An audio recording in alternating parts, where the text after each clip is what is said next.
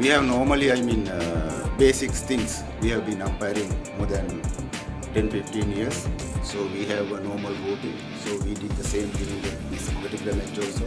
আমাদের প্রিপারেশন এরকম থাকে যে মাঠে যেন সবাই একরকমভাবে কাজ করতে পারি, সবাই একটা টিম যেন কাজ করতে পারি। টসের সময়টা আমাদের মাঠে থাকতে হয় নতুন বল নিয়ে। প্রথম টিম যে বোলিং ফার্স্ট, তাদের কাছে আমরা টিমটা বল নিয়ে যাই, 8টা বল নিয়ে যাই।